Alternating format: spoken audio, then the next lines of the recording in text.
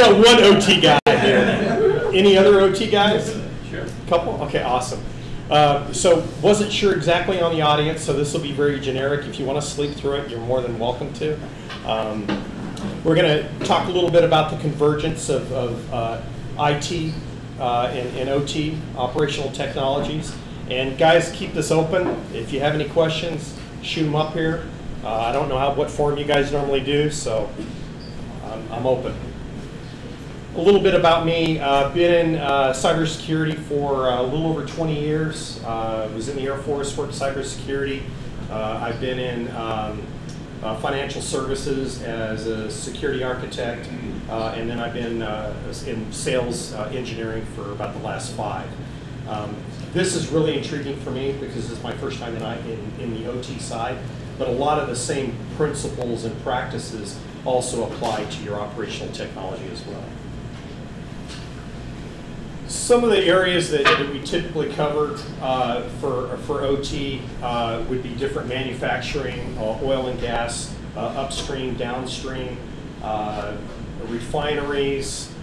You can see, some of the different technologies there. Also power production as well. The controllers, which we'll talk about that environment.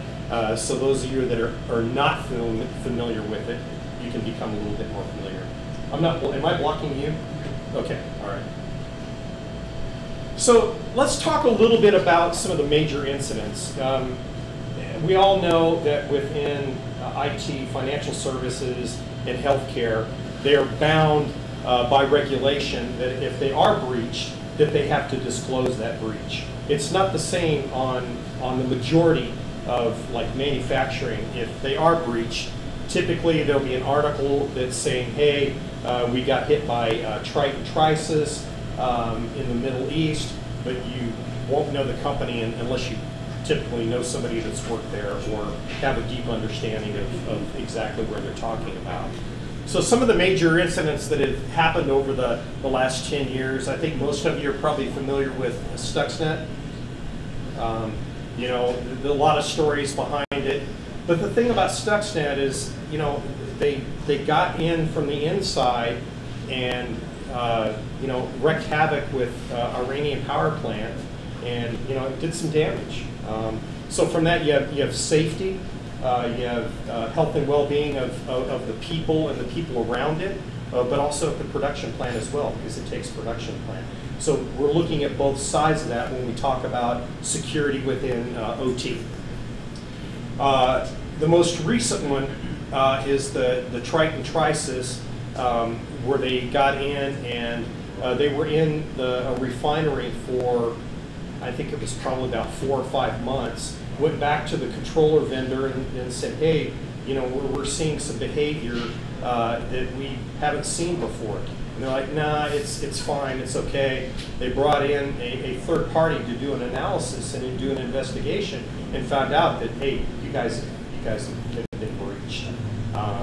And with that, they made some changes to the safety systems within the refinery, which, if you're changing, valves, controls, pressures, just think what that can do to a refinery. Not just the process, but these are the safety systems that, hey, if something goes wrong, alarm goes off, people need to evacuate, or we need to shut this part down. So, does that make sense? Yeah. So, you guys can see some of the other stuff over there. But my main point here is a lot of this stuff, it's not publicly disclosed. Like the Triton Trisis, Dark Reef, you'll find that article out there. And you guys in OT, you probably have some knowledge of this as well. But the same attacks that can be done on an IT environment can also be, they can break into a plant or something and wreak havoc with those systems. So you guys are probably familiar with this. A lot of the same type of concerns that we see in IT are also our concerns within an OT environment. Meaning that cyber attacks, we're always concerned with that external threat.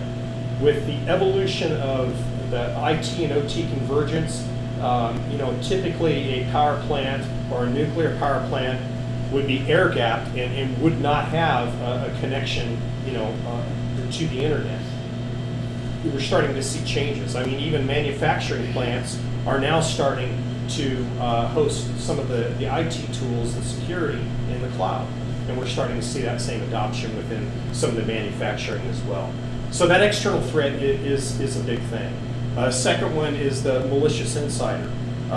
That's how the Iranian power plant got broken into. Somebody on the inside, you know, locally changed the code on some controllers, and they were able to propagate and expand their footprint within that plant. So that's always a concern.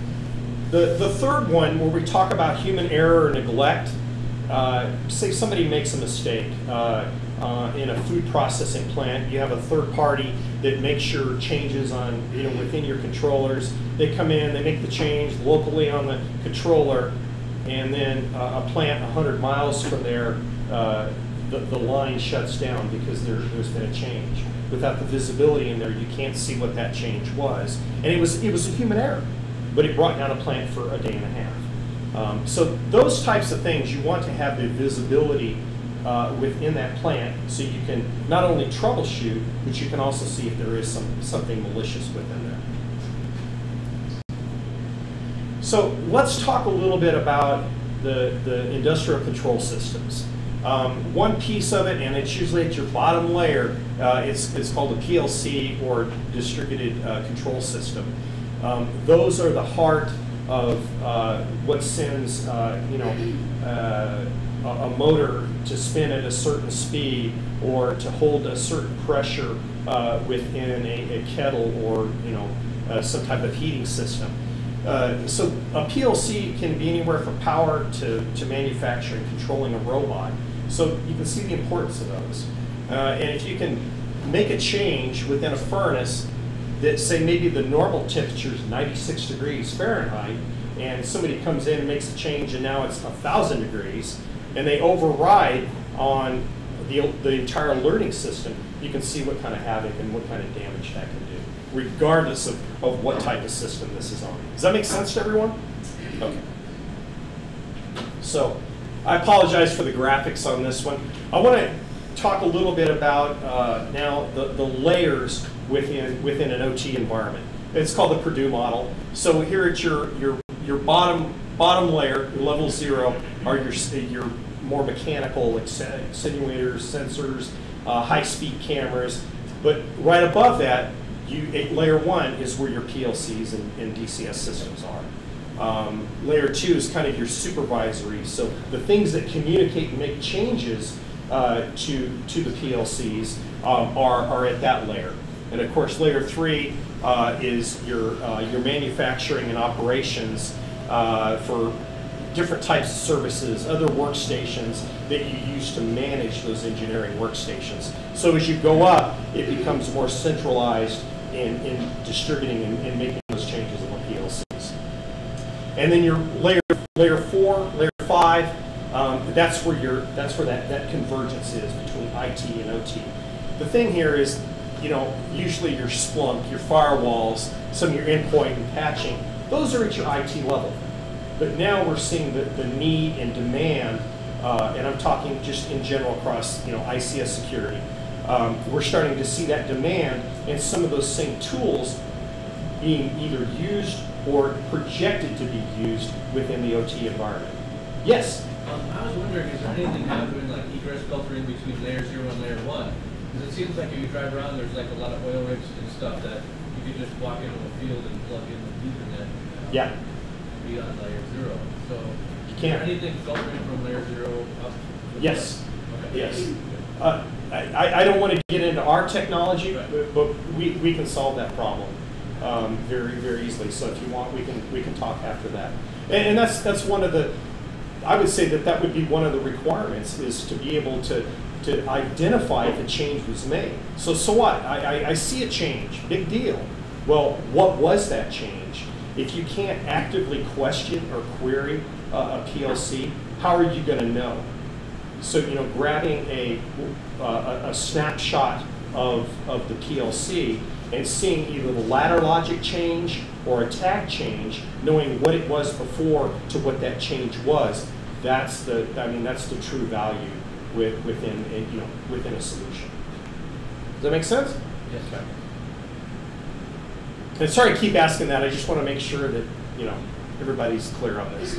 So really, the reality of the ICS network, the challenges that we're seeing is that OT and IT convergence. How do you bring operationally? How do you bring that together? A lot of times it's shared because the tools that we're integrating with, like Splunk and firewalls and just standard SIM tools, are typically purchased by IT. But when you're looking at a SOC and you're trying to determine, hey, I need to have visibility into our OT environment. I still want to make sure that the line stays up or production stays up, but I also want to see if something goes wrong.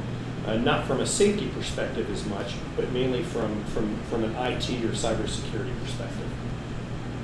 So with that being said, it's starting to become more of a shared responsibility, and not just looking at firewall rules, because you need some asset inventory.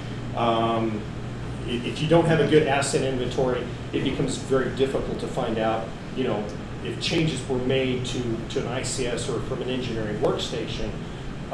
What was that change? But is this device important to us? So understanding the traffic flow, what that traffic pattern is, it helps share the responsibilities. Because a lot of times, the IT guys will go, hey, I need an ICS engineer. I need one of the control engineers in here helping us with this. And that's one thing. When you're looking for a solution that can fit it, you want to be able to look for things that can help bridge that gap. That's probably a better way to put it. So some of the challenges within this, like I said, is the asset inventory, but just being blind to OT. So within a control environment, controllers will, they're not using a standard, HTTPS protocol. They're using their own vendor-specific protocol, like Siemens will use S7. Some of the building management systems will use Modbus or something like that. Typically, us IT guys are not focused, and we don't have the knowledge level to interpret whether the change was good or whether it was bad. So having that visibility in between those is also very important. So here on this one, some of the things that are becoming more important to the IT side is just that visibility of cybersecurity attacks. We talked about the external. Now we're also looking at vulnerability management. So SCADA, NEOISF. One of the requirements within the energy production industry and distribution is the NEOISF. They have very tight regulations and compliance that you have to be below a certain level on vulnerabilities. So the patching and the vulnerability assessment is important to those guys. Where maybe a manufacturing facility, it's less important, but it's still a concern. So having very accurate vulnerability readouts on CVSS and CVE scores, that's important. And if you can get down to that level that I just talked about, where you can question the PLCs and get the firmware version back, you can be more accurate on what your vulnerabilities are versus saying, okay, I've got this make, I've got a Siemens, S7, whatever, and now you may have 20 vulnerabilities, but if I can tie in the firmware version, I can go back to CERT and say, okay, this firmware version, all right, my vulnerability is now reduced, therefore making it more accurate. For forensics as well, you want to be able to to retrace what events occurred. Where did the attack come in from? Where was the change made on the PLC? So a full packet capture of that, along with the full detail of that trail, traffic trail, then it just helps from a forensic if you do have a breach, or a change was made that I talked about in the food production. From an operational perspective, that asset tracking it goes back to hand in hand with the accuracy of it. You have to know what you have in order to understand what changes were made to what, and if it's a Siemens versus a ABB total flow or something like that. Those are just different types of controllers. You want to be able to know what that looks like. Configuration control. So we can tie in with like ServiceNow or something like that. So the ability to not only track those changes. So now that's where that convergence comes in from IT and OT. If there was a change made on a system and it wasn't during an approved change window, that should be a red flag. You should at least be alerted on something like that. Would everybody agree with that? And then also, again, the audit trail. So you can kind of see where the IT on the left and OT on the right becomes very, very important for both of those. So here's some of the use cases for asset and vulnerability management. Talked a little bit around it, but here are some of I'll let you guys read what's up there instead of me regurgitating it to you. The bottom line is you need to have a system that is accurate. I mentioned the firmware, and that by getting down to the firmware version or understanding what patches are on a Windows, an engineering workstation. Typically, they're Windows. I've even seen some Windows NT 3.5 in a production plant. I was really amazed that it had been up and running for 11 years, so they were pretty proud of that. But on the flip side of it, it has a lot of vulnerabilities.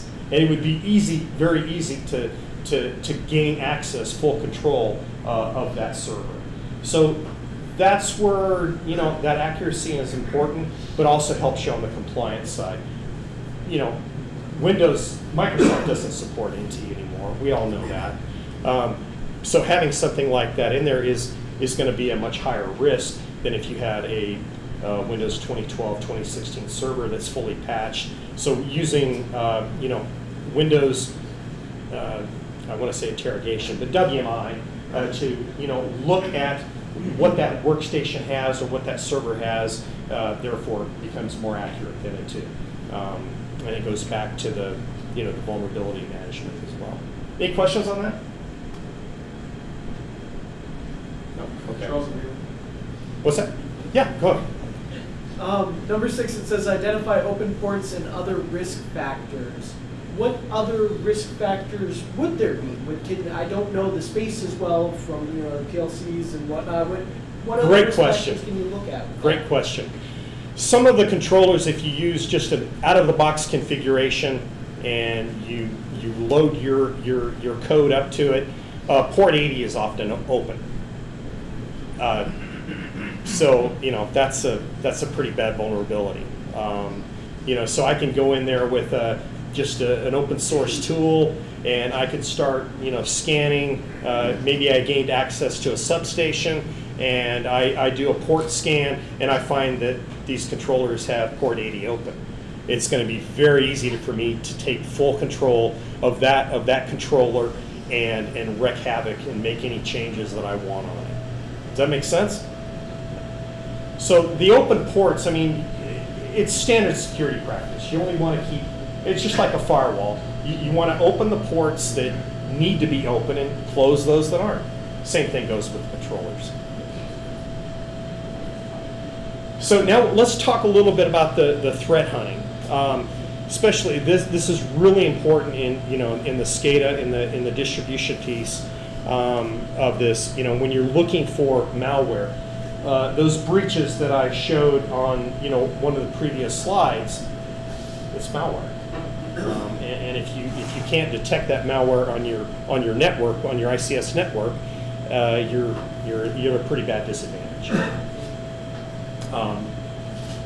Also, reconnaissance. So we all know that within cybersecurity, that's one of the first things that an attacker or a curious person is going to look for. They're going to do a reconnaissance. They're going to scan your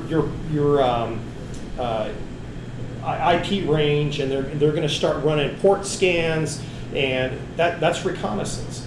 they can do the same thing within an ICS network if they have access to it.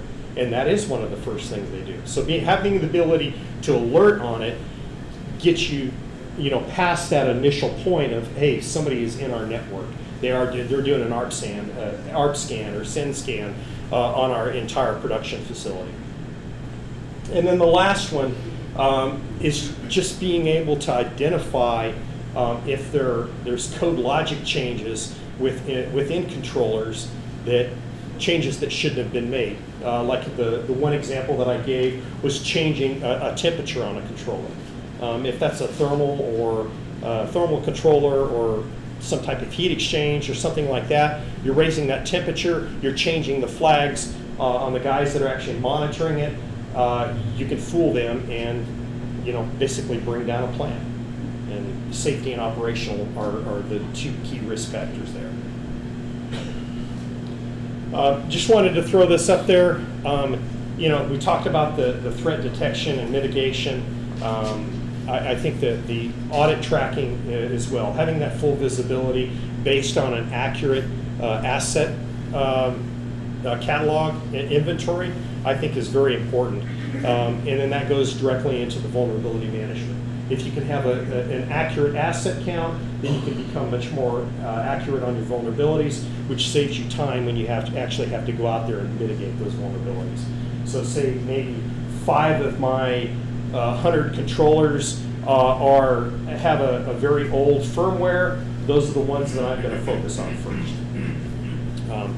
When we talk about configuration control, give you guys an example. If a change is made outside of change hours or an unapproved change control, or a lot of times guys, engineering guys, they'll go in and they'll make a change. Instead of troubleshooting it, they know how to change the controller to do what they need it to do.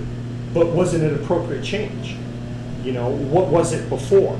So you need to have that ability to see what it was before and compare it to now. And then the last one is just the enterprise visibility, and I think I beat that one out. Guys, was this of value to you guys?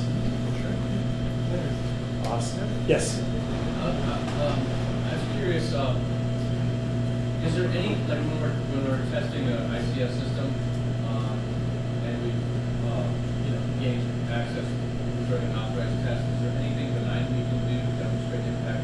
So far, we like get the network and then from there you put it to some data, you show screenshots saying, hey, we've done stuff, but we don't want to mess anything up. Is there anything benign we can do as a test, like of a water tower or water control system?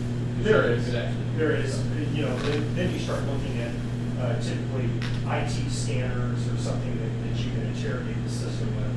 I don't want to get into our technology, but there are. In an abstract sense. Yeah, in an abstract sense there is. Anything I can do that's benign to demonstrate that I have control.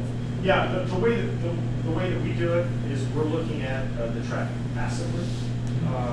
We're doing deep packet inspections on that. So, we already know, based on certain protocols of what that traffic pattern should look like. And that's usually our first indicator. We've gone in and done POCs, and it's like, you guys have got a Bitcoin miner on this controller sitting in this cabinet because they had it coded in the PLC.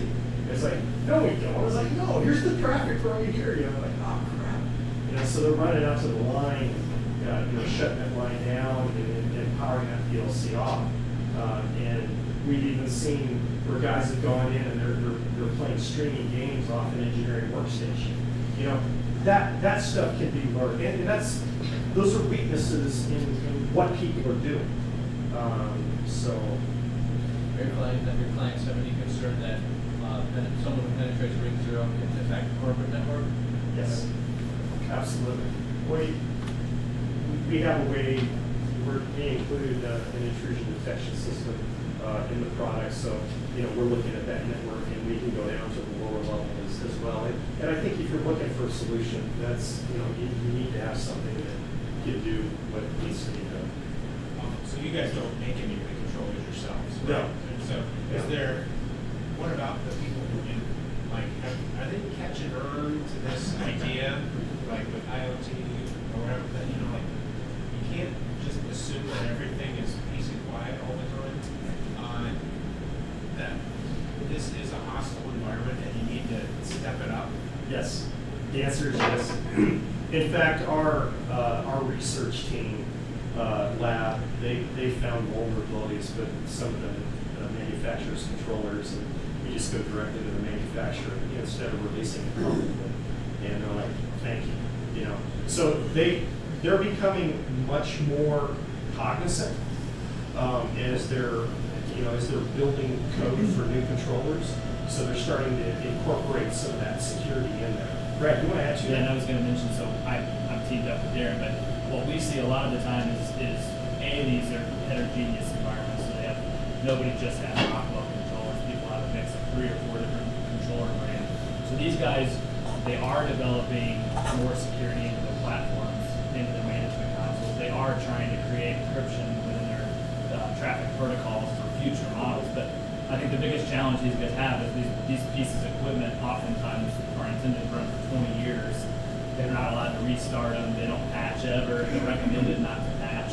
And so managing multiple of those products that are intended to last that long, it takes so long to catch up to that, where Rockwell would actually have a fully secure line. The reality is that attackers, we all know this, right? Attackers are always 5 steps ahead.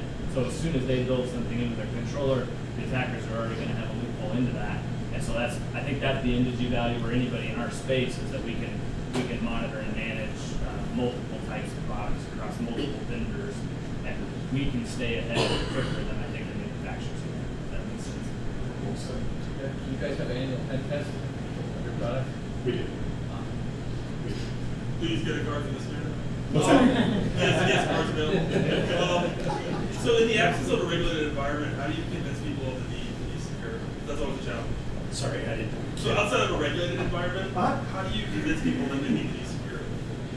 Usually that concern comes directly back to us. You know, they're looking for an asset discovery tool because they don't, you know, they're unsure of how many controllers they have out there. Supposedly they brought some, you know, they've taken the information. We can go in there and see them right away. But usually it's just general security, asset inventory, but also vulnerability management too. We've seen a lot of companies that are not bound by any compliance at all, and they're still concerned with it. You know, I mean, some of the major events that have happened over the last 10 years, I think are really starting to come to the forefront. I mean, we had the one at in Saudi Arabia last year. That was a big deal. That could be done to a pharmaceutical company as easily. So it's starting to come around. To answer your question, it's the CISOs are starting to become more familiar with. They have a CISO, right? Yeah, if they have a CISO, but they're starting to become more familiar with the security in general. Yeah. So I guess to go with that, like what I see is a lot of the IT organizations are the ones who are trying to push these. Like they're the ones who want to do asset discovery. But they're having to affect the OT organizations, where a lot of time they don't have any control. It's going to be the plant manager who's the guy who makes the decision you can do anything on this network, or whether you can even touch this network or not. And you need to make sure that what you're doing doesn't affect my production, doesn't affect the safety of my workers, because that's what is most important to me. How do you guys work with that? What's like the methodology to deploy that out and secure that and do that without breaking those things and working with those OT guys who know nothing about what the IT people are basically forcing down their throats? No, just a POC down in Texas that was one of the concerns. We know that there's changes being made, but we don't know who's making the change because it started affecting the quality of their pipes. So it wasn't a safety concern, it wasn't a production issue, but yet it was a production issue because the quality of those pipes, the weld in them, which was automated by a robot, it had been changed. The code of the PLC had been changed. So they want to make sure on the QA side that the changes that are being made, that they can at least identify what's being made and who's making this. Does that make sense? I think so. To answer your question more specifically, our goal is to find benefits in the OT side of the tool set like ours goal is to also obviously find benefits to the IT security side. Oftentimes those two teams don't even talk. We were at a meeting today with a large company. The two teams, they won't be in the same room, the same meeting. However, with that said, the IT security team in this case is taking the reins and they're saying, hey, we're going to implement something. We need visibility. Because the reality is you guys on the IT side are 20 years ahead. Like what we're getting in OT is like basic building blocks of an InfoSec strategy. And so OT is always going to resist this, but we show them that we can help them with audit trail. We show them we can help them better maintain the equipment that they already have. We can show them ways to identify or troubleshoot issues that they have within their plans. So the end goal is really to help try to find some benefits for the OT side. At the end of the day, we're a cybersecurity product. We benefit the IT security team more, but if we can help sort of bridge that gap, and our goal is to try to bring them into the same room, but the reality is it is very challenging. Well said. And we're trying to make it a business problem, because if you don't patch and that vendor brings that USB stick in there, it would take your production down for a day, 2 days, 3 days. We've been asking them, what's your contribution to gross profit a day?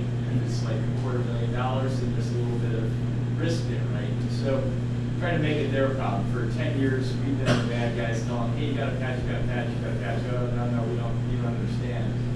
Things like what is it, the Merck Pharma plant a year and a half ago opened some eyes, and I think it's going to be a lot easier to tell that story that if you don't address this stuff, it's going to be a risk to your ability to produce product to meet company goals. And it's going to be, I think a lot of times maybe it's the engineer that may be making a risk decision that's way, you should be made two pay grades above it.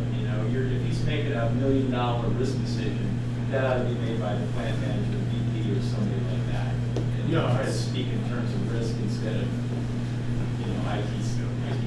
No, that's a really good point. Into automotive manufacturing, they said one plant we could save $15 million a year. Just having that visibility into the OT environment, because risk typically will go with the IT side. Typically. Awesome, great. Guys, I really appreciate the questions. I'll take these.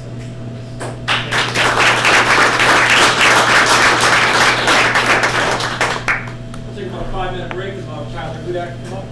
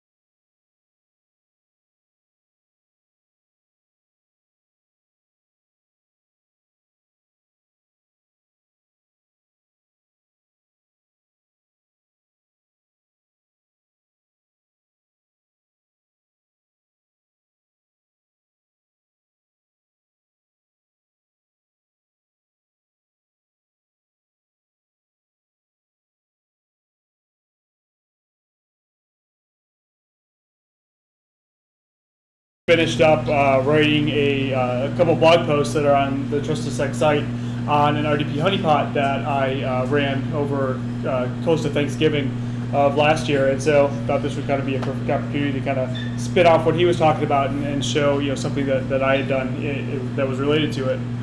If you don't know who I am, again, I'm Tyler Hudak. I'm the practice lead of incident response for TrustedSec. Been in security for about 20 years. Do forensics, malware analysis, incident response, that whole thing. So what I'm going to talk about is a RDP honeypot that I set up, like I said, over around Thanksgiving of last year for about 9 days. And the reason that I set this up was I wanted to see, how often is RDP actually attacked. And so if you don't know what RDP is, it's port 3389. It's Microsoft's remote desktop protocol. It's basically Microsoft's way for you or anybody to connect to a Windows computer and to connect to a Windows computer remotely and act like they're on the desktop. It's a very useful program, but it's also one of those things that you should never ever put on the internet. Unfortunately, my group, the reason we exist is because people get hacked. I can say that last year, at least 75% of the incidents we worked were because somebody had put RDP on the internet and it had gotten hacked. So people are doing this. And I wanted to see, really how often is RDP getting attacked? I had in my mind, I wanted to write these blog posts saying, hey, don't put RDP on the internet, but I wanted stats. And I couldn't find any stats on the internet that were sufficient for my purposes. So I thought, what, screw it, I'll just, throw up RDP on the internet, kind of monitor the logs, and see what happens from there. Well, as I'm sure this has happened to everybody here, you start with this, hey, this is your Friday afternoon, I'm just going to do this. Then you start getting more and more ideas. Oh, wait, I could do this with it too, and I could do this. And it turned into a week-long project to set up. And once I finally got it set up, I had all this data coming in that I was able to analyze. Which was great. It showed me, how often RDP is getting attacked and what happens when the attacker gets in. So how do you find OpenRDP? You basically scan the internet. This screenshot is from Shodan. If you've never been on Shodan, I highly recommend going there. It basically scans the internet and puts the results there in a freely available queryable format. If you watch closely, you can get a lifetime account for like $5. At certain times of the year. But when you go onto Shodan, and again, this is a couple months ago, I just looked for port 3389, which is the default port for RDP, and there were 3.8 million results. In other words, there were 3.8 million RDP servers on the internet. The majority of them, the vast majority of them, were in the United States, followed by China, and then it kind of drops off to Germany, Brazil, Russia, and so on. So you can see that there is a lot of open connectivity on the internet. Now, of course, just because RDP is out there doesn't mean that somebody can get into it. But as we'll see here in a little bit, it was not hard for people to get in. So this is kind of what my honeypot looked like. So let's see if this works. Cool. So I had my home internet connection here. And I had that connected to a Linux VM host. So I basically just grabbed an old laptop that I had, threw Linux onto it, and then loaded VirtualBox and put a Windows 7 VM. The only reason I put Windows 7 on there and not Windows 10 is because my laptop was not powerful enough to run Windows 7 or Windows 10. But I set that up and cool. I allowed, through my router, port 3389 inbound. Between the Linux VM and the Windows VM, I set up in NAT mode, which was an issue, which I'll talk about later. And then I also wanted to see what network traffic was going back and forth between the internet and my virtual machine in case an attacker got on and loaded a back door. I wanted to see where it was going and so on. And so I set up the Bro IDS to kind of monitor the statistics. And I also set up full packet capture so that I could go back and just look through the packets later on. Now, one thing that I'll say too is everything that I used here was free. And that was a big thing to me. I wanted to make sure that I was spending $0 for any of this. So obviously I had the hardware lying around. Linux is free. VirtualBox is free. Even the Windows 7 image that I used was free. You can go to Microsoft at modern.ie is one of the URLs, and you can download test Windows images. They're only good for about 30 days, but you can get Windows 7 and Windows 10 test images to test. You're supposed to use them to test applications, but you can also use them for exactly what I did here. So I just downloaded the Windows image, installed it into Windows 7, or I'm sorry, installed it into VirtualBox, and did some minor tweaking so that once an attacker got on, it wasn't obvious that this was a test system, because by default it will start up things like BG info, and it'll have a default username of IE user, and so I wanted to make it a little bit hidden. Once I got Windows 7 installed, I did 3 main things in order to kind of monitor what was going on. The first was I did some enhanced Windows event logs. In other words, Windows logs a lot by default, but there's a lot more that you can turn on. I would highly recommend that if you've never done it, go to malwarearchaeology.org, I think it is, .org or .com, and look at the Windows logging cheat sheets there. They tell you everything that you can turn on and how to turn them on. And so I went through and I turned on things like process creation. I turned on the PowerShell logging and the PowerShell transcripts, just so that when an attacker got on, I could get on there and see what exactly they were doing after the fact. I also installed Microsoft Sysmon, which is an amazing tool, and I used Swift.Security's Sysmon configuration that you can download for free, just so I could have that extra logging going on.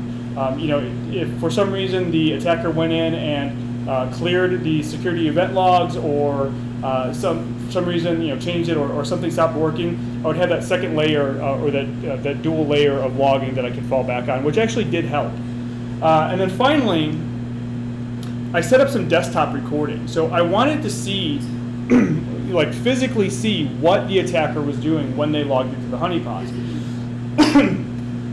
What I did for this, I used the freely available program FFmpeg, which is a video recorder, but the nice thing about it is it's command line, so that you can record the desktop from the command line and set it up as a script.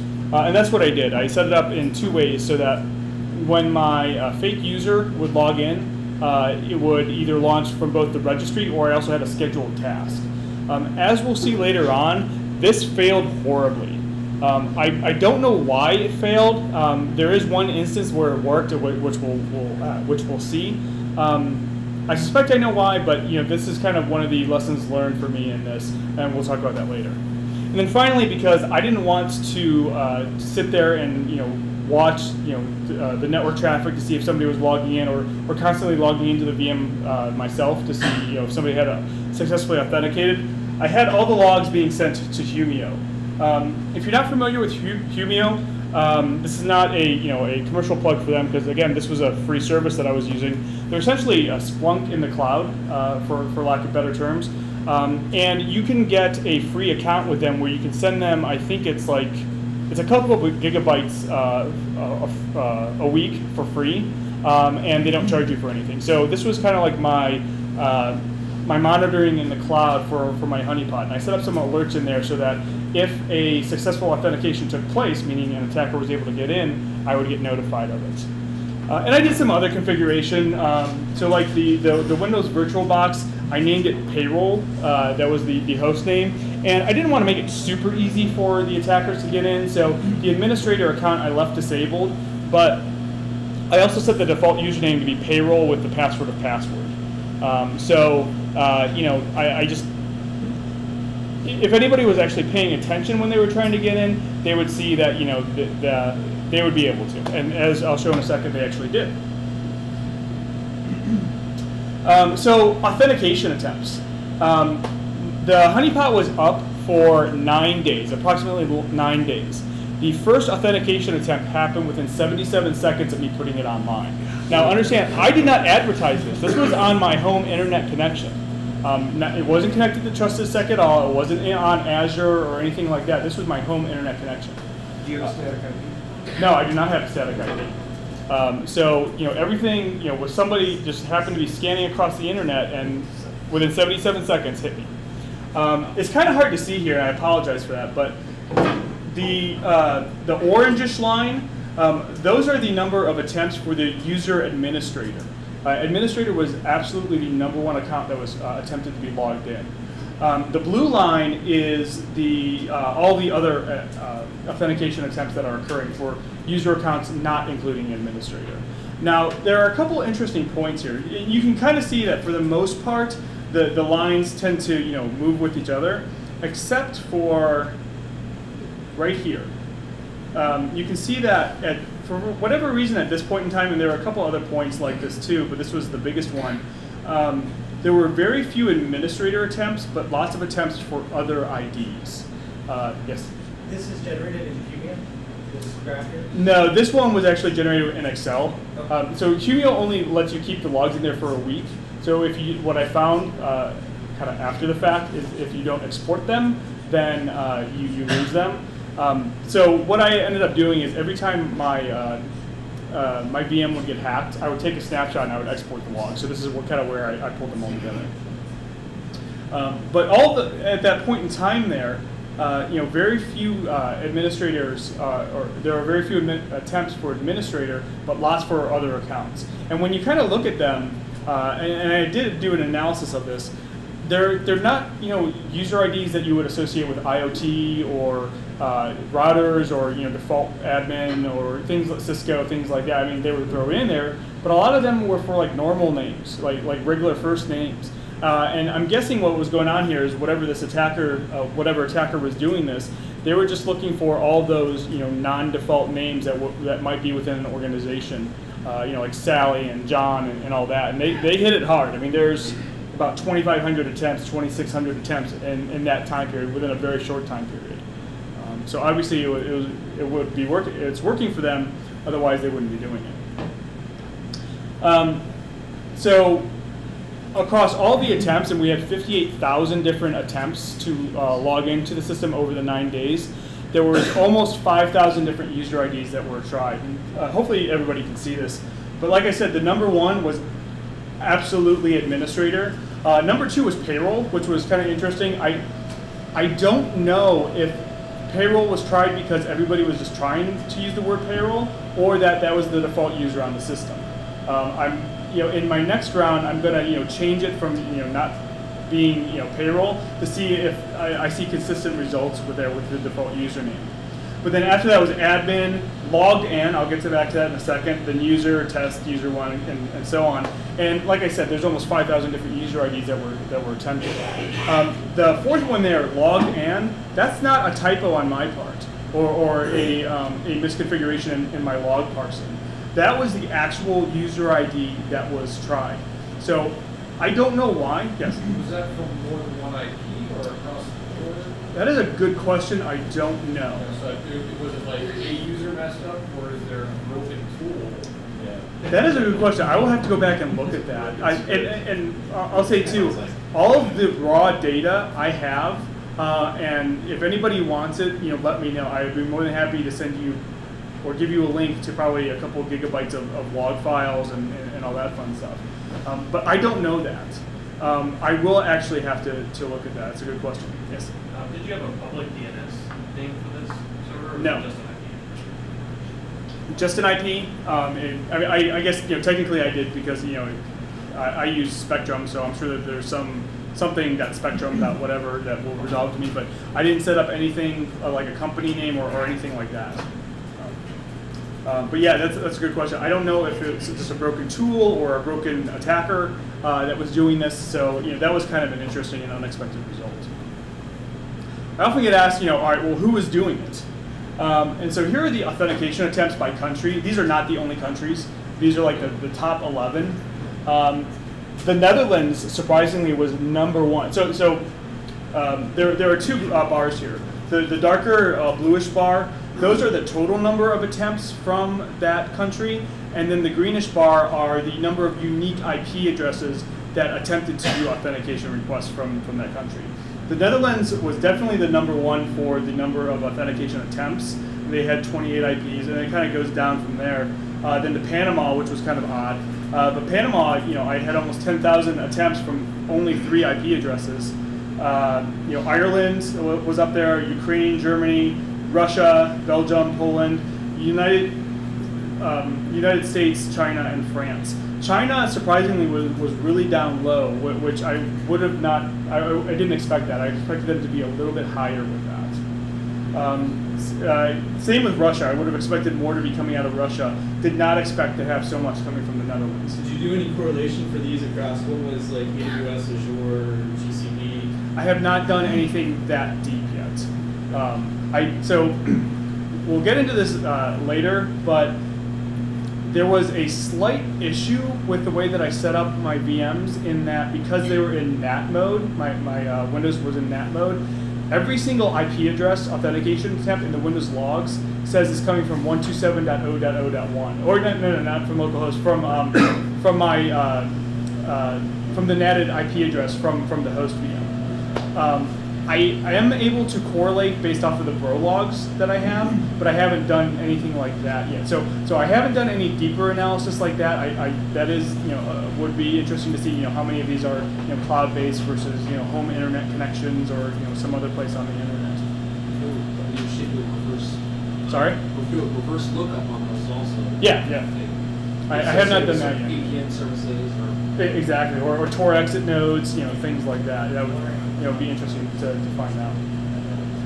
yeah, that's fine. Because like if you look at like AWS Lambda and like using that for applications, you just have to. Yeah. Oh yeah. Absolutely. Any other questions before I go on? So out of all of the login attempts, we had, what did I say, 58,000 attempts. 80 got in, and when I say 80 got in, that means 80. I had 80 successful logins with user, payroll, password. The vast majority of them just logged on, and then a couple seconds later logged off. Not really sure why. My best guesses are they were just kind of verifying connectivity to sell later on some darknet forum or something, or it was some automated process that would just log on to verify connectivity from some brute forcing tool or something like that. Does Shodan have anything like that on there? Because I know with some of the other stuff, it'll actually give you the IP or host name and the credentials.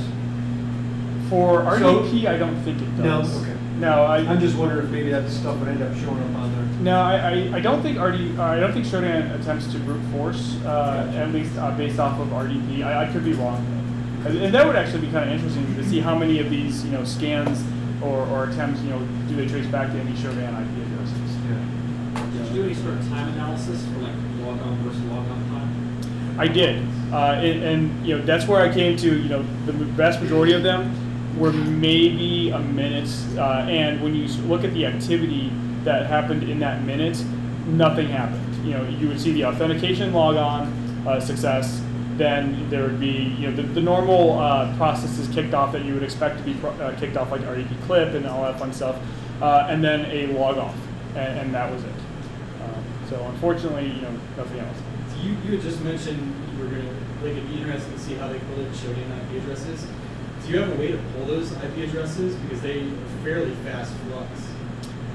I don't know off the top of my head. I do know that in the past, some of the reverse lookups that I've done have gone directly back to Shodan. But I don't know enough of how Shodan scans the internet to say how easy that would be. Yes. Did you look at the process from bound engagement to persistence in relation to the IPs anytime? I did not trace it back to that. That is kind of something that if I'm understanding the question right, did I do any correlation between IPs when they were scanning and then when they were logging in, and then if they came back and things like that? I did not do that correlation. You're probably hearing me say a lot of I didn't do, but there's a lot of stuff that you could do with this, and some of the stuff I didn't think of, or some of the stuff I just didn't have time to do the correlation. Which is why I think I'm just going to throw the logs out there and say let everybody just have at it. and with the caveats that these logs aren't the best and so on. But that is definitely one thing that I'm going to try to address in phase 2 of this, which I'll explain a little bit later on. Yeah, exactly. So, like I said, for the successful RDP logons, the majority would just log on and then log off. But for the ones that stayed longer, they kind of fell into 3 different categories of what they were doing.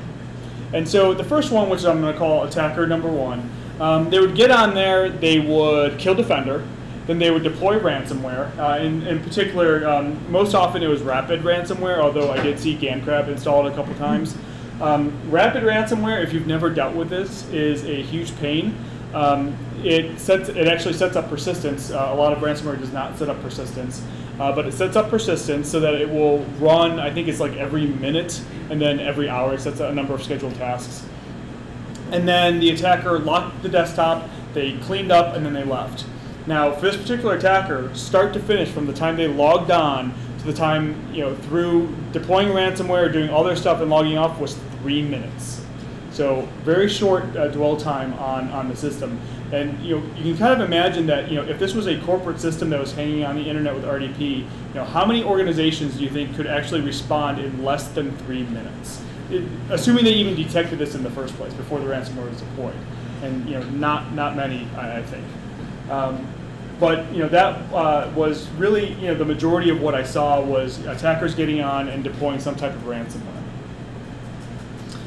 Attacker 2 was a bit more interesting. They did a bit more, and hopefully you guys can see this.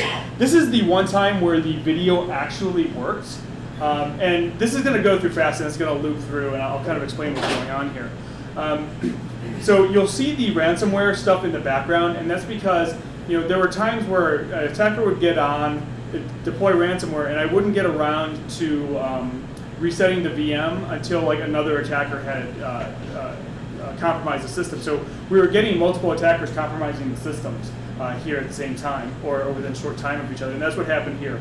Another one got on, deployed ransomware, and so this attacker gets on, they launch a command shell, and then they type // tsclient /y /csrss.exe, and then some parameters. And this kind of took me by surprise because I wasn't familiar with what tsclient was. I was trying to figure out, well, before this, for some of these attackers, I wasn't seeing any network traffic outside of the RDP for files being downloaded.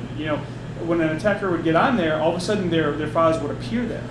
And I know you can do copy and paste over RDP, but I was expecting that some of them would go out to like a website and download tools or something like that, and I wasn't seeing that.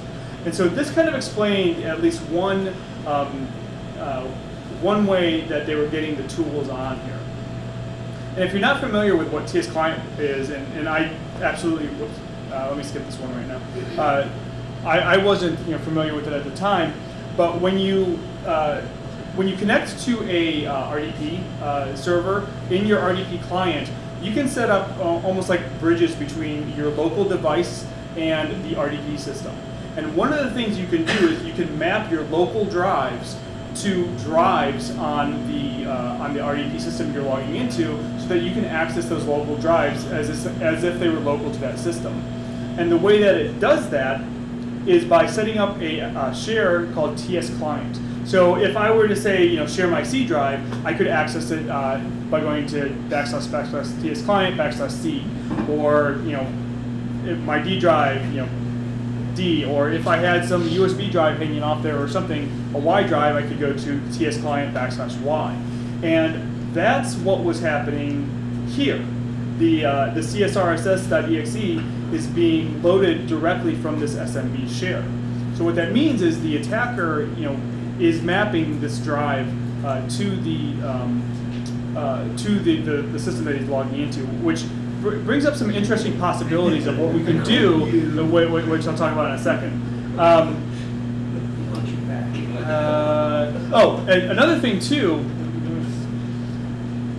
in the forensics that I've done where RDP has been an issue, especially if it's on an internal network where you have an attacker and they're just RDPing all over the place, but you don't necessarily know which IP they're coming from, One of the things that I found is, and I believe this is set up by default, you automatically share your printers with the RDP system. Well, if an attacker does that, and they have a printer that's unique to them or a unique name for a printer, you can look through the terminal services logs, which are turned on by default, fortunately, and look for that unique printer name and correlate that to the terminal services session and then the IP address that's associated with that.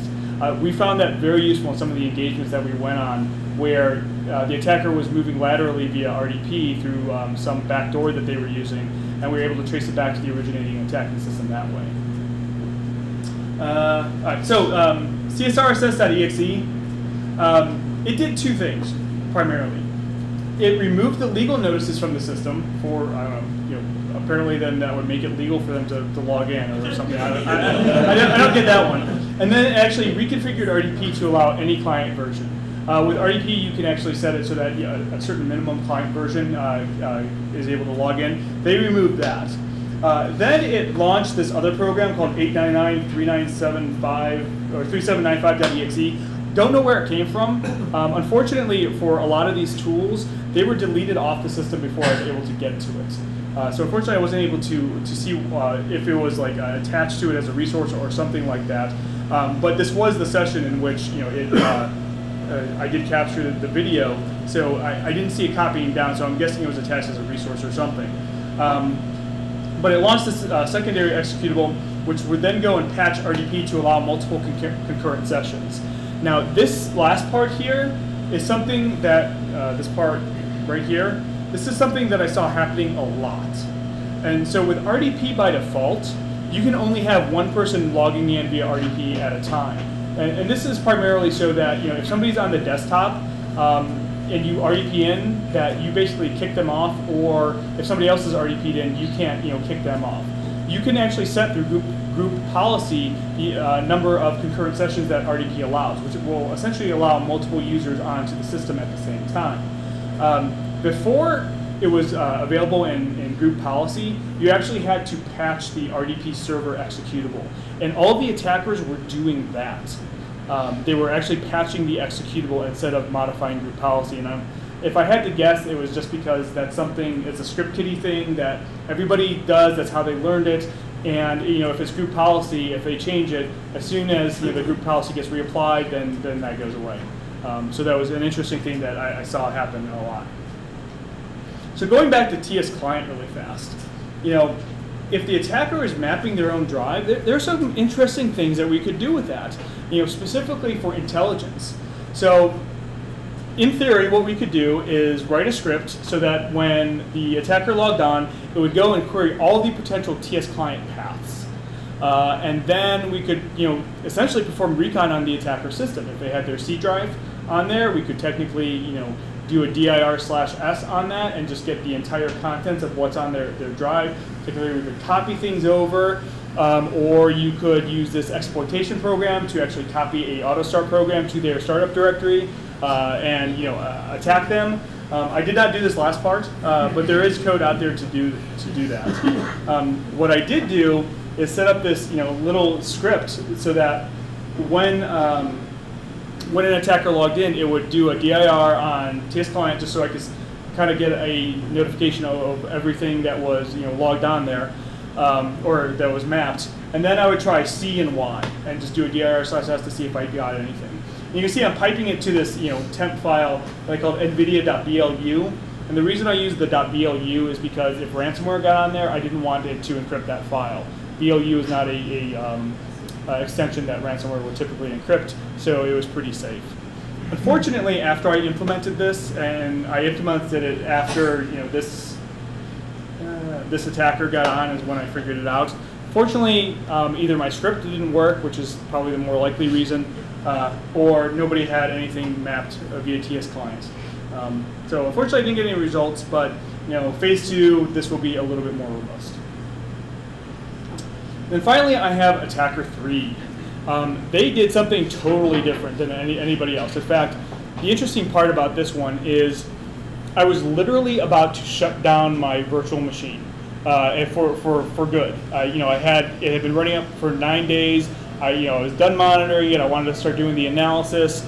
I literally got up from my desk, went to the kitchen and probably grabbed some coffee, came back and checked Humio one last time, and somebody had just logged in and started doing some really interesting stuff. So I let it go for a couple more hours.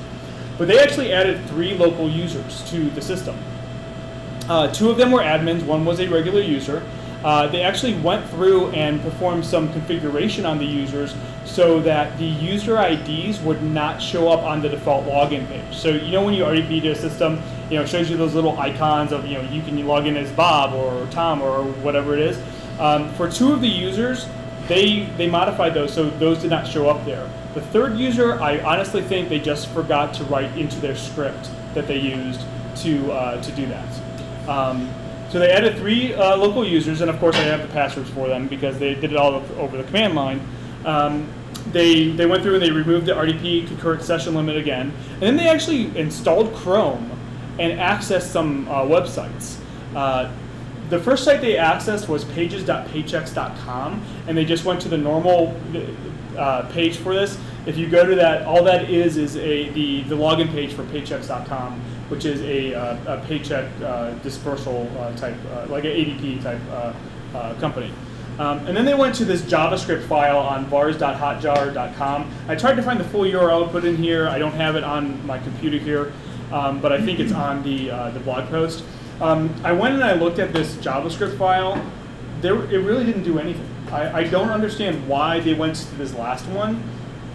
The pages.paychecks.com, from what I've been told, a lot of attackers are using that to do fraud. So they figure if they can access a payroll computer, chances are they're either using ADP or paychecks.com or one of these sites. They were just checking to see if they could automatically log into it. This is kind of what I was told.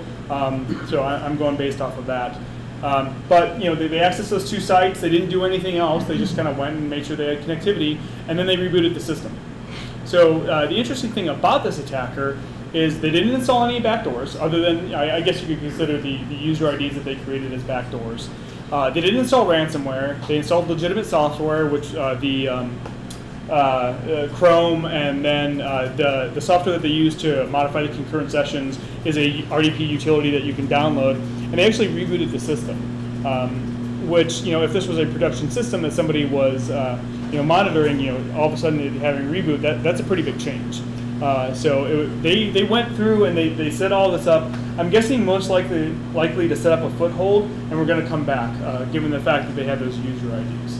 Yes. Can you tell how long they were on Paychecks, or if they attempted to log into anything? Or I'm just wondering because those sites have geo-filtering a lot of times. Yeah. Maybe they're just trying to do it from a US IP or something. So I can tell how long, well, no, I can't tell how long they were on there because, so with the full PCAP, it was SSL. So I can't, look into that.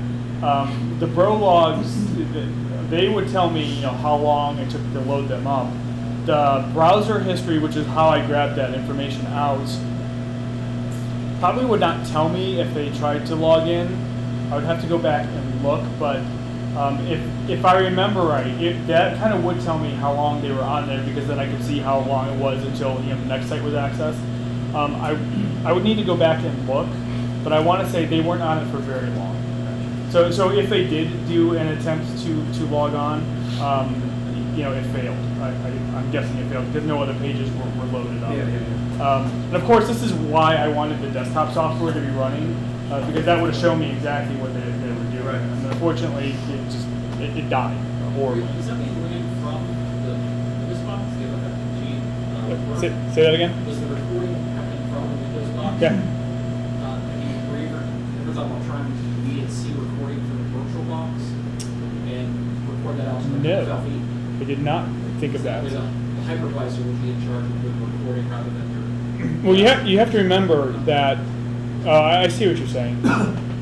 That there would definitely be a possibility. Somebody also suggested, they forwarded me this one program that is basically like a parent monitoring type or a worker monitoring software where it will record what the user is doing when they're on the system, and it's cloud-based and it's meant to do this.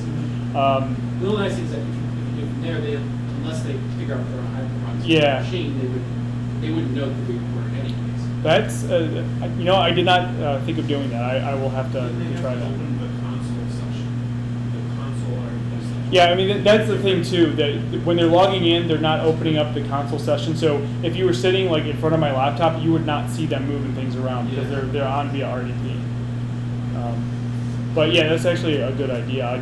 There may be a way to do it like that. Do you think that might have had something to do with your laptop screen? Was the laptop closed? Because I know. No, it was open. Because software testing, a lot of times when you're software testing an application that requires the video card, you'll use some dongle to keep that graphics card alive. So I honestly believe the reason the desktop recording failed is because, so when I was doing this, you know, I wrote a batch script in order to launch it off because it was a command line utility.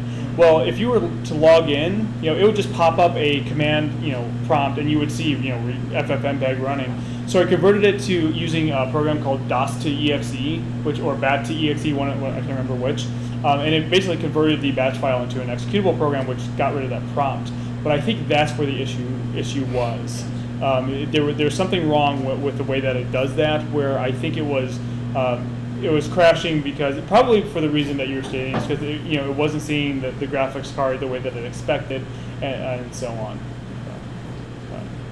With these three that you followed, did you do the correlation to what their origination countries IPs were for these? I did not. And again, the reason that I didn't do that is because the authentication logs were showing my VM's IP, and I would have to go in and correlate the times between the bro logs and the authentication logs. And to be honest with you, the only reason that I didn't do it is because when I was putting together this stuff, it took me like a month to put together everything, you know, that I have in here, and some more data, which, you know, really was meaningless. And so I just kind of ran out of time for doing everything that I wanted to. Is there another question? Are you thinking of maybe like setting up a deployable package, so using like Vagrant, so you can just kind of set up the slides Yes. on? That actually gets into, well, give me 2 slides, and then we'll talk.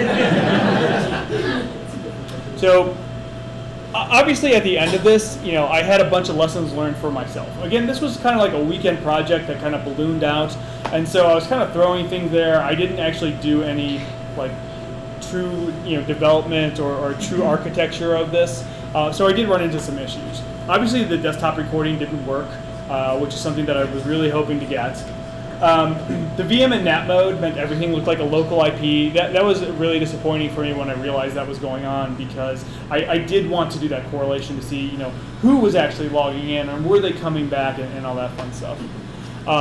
Another thing is I was blind to the passwords that were being used. You know, I could see the usernames that somebody was trying to log into, but I couldn't see what passwords they were trying to use. There are some programs out there that might allow you to do this. There's an RDP gateway, not gateway, an RDP, well, I mean, there is an RDP gateway, but there's an RDP, I can't remember what the right term is, but a program that will kind of almost like man-in-the-middle RDP, and, you know, kind of break that decryption or encryption for you so that you can see what those passwords were. I thought about using that. I didn't have time to test it out.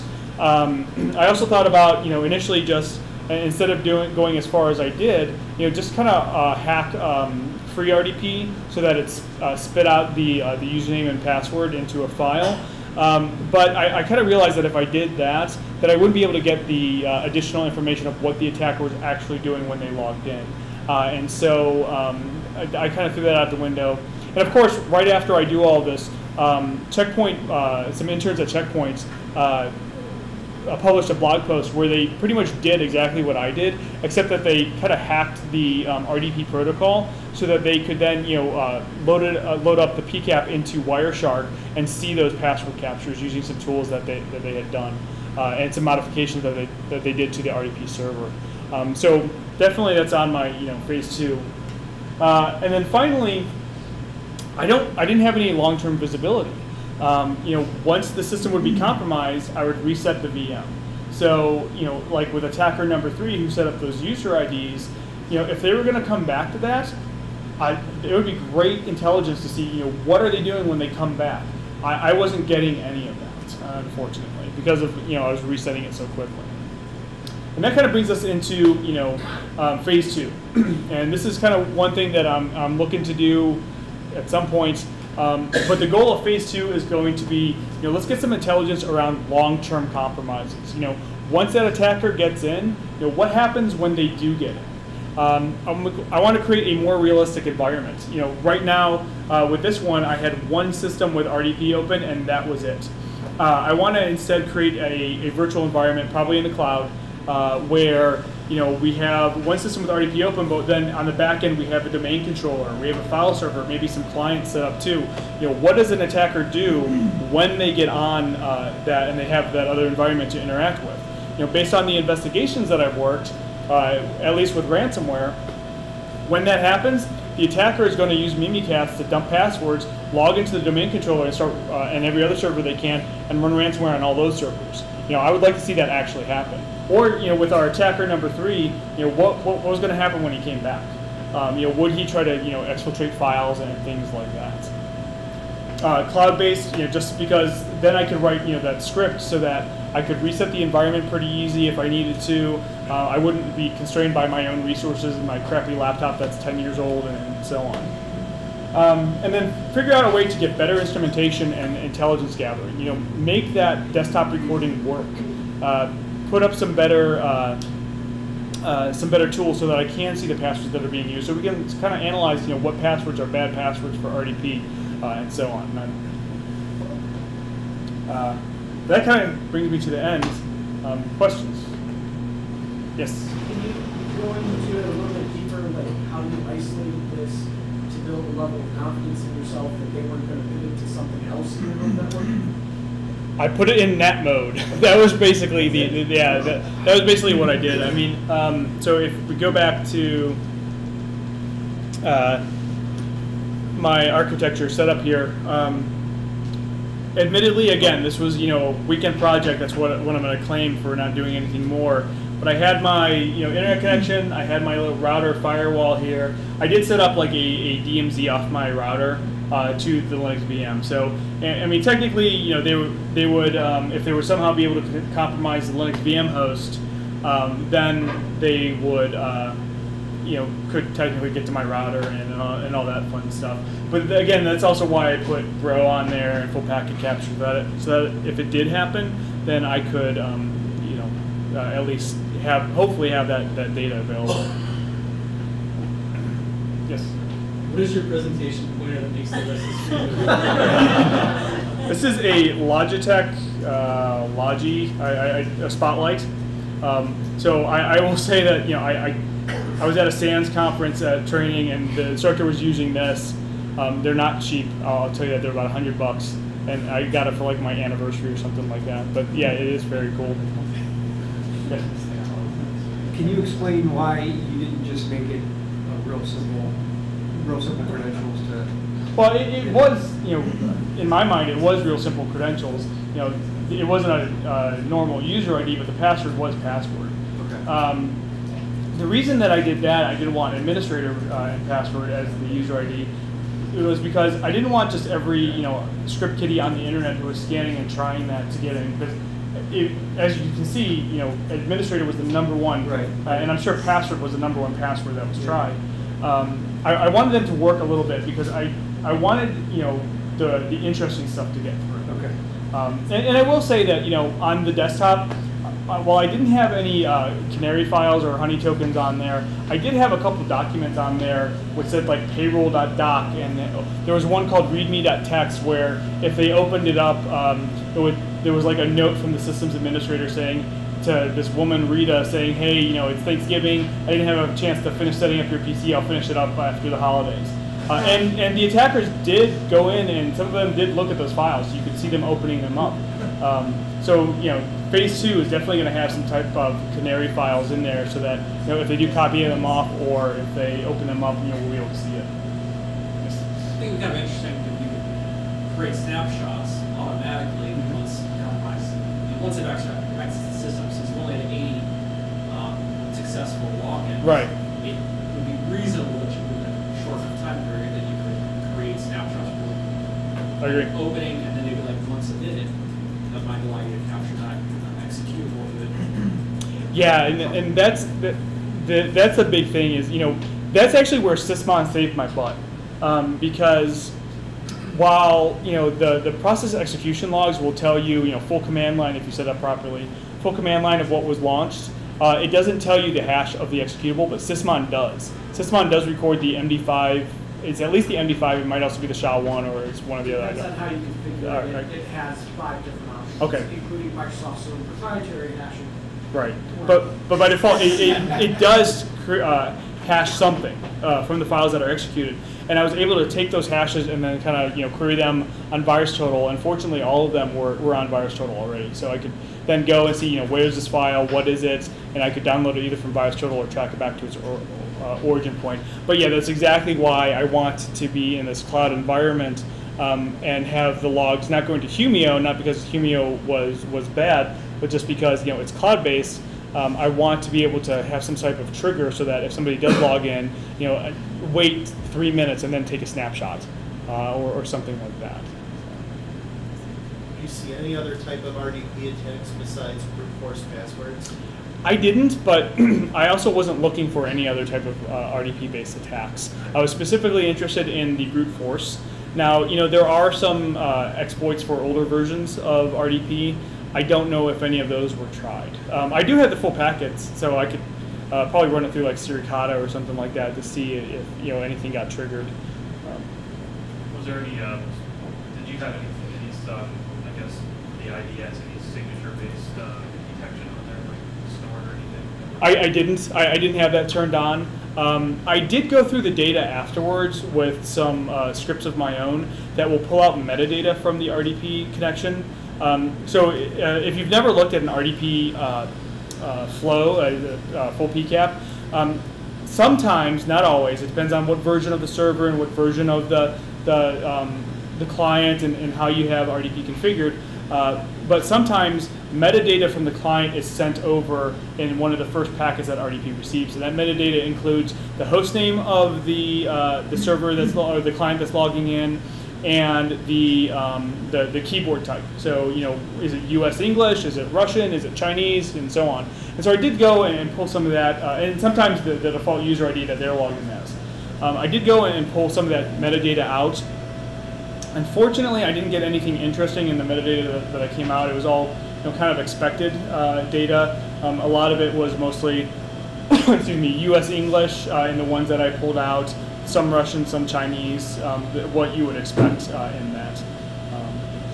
But again, that's kind of why I want to somehow be able to do a deeper analysis into the traffic that goes through. I'm sure there's a way that, because I have the server, that I can set up so that I record the encryption keys that are going back and forth so that I can decrypt it and see that metadata and then perform some additional analysis. Anybody else? All right, cool. Thank you very much.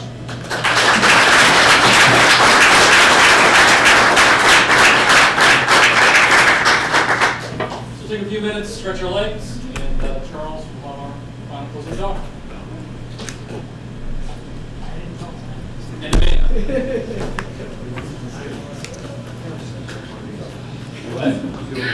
Really? I told Greg about it before. I don't know. That's close to the galaxy. Thank you. Well, have you ever looked? Go about doing this again. I can use our Linux environment, our cloud environment with my Azure account, and I'll set up VM, like one of our VM series. We can install one of our, we call it XDR, but like media tools on it. Okay. And so you can have all the logs, whatever you want. Okay. Off there. So I'm willing to do that because I want to see attacks and basically have like, this is what demo bad stuff looks like. Right, exactly. Yeah, that's one of the things I wanted to do is, in the future, setting up those things so that, you can, how do affect this or, there's so many possibilities. I talked to some people in law enforcement about this. You can also set up like IoT or point of sale devices on the back end too. And when was the last time you got punched in the face? Yeah, like if you've got an environment, within reason, I can set up an environment that you can mimic and have people attack. So I'll grab a card for you, actually. Okay, Yeah. Thanks.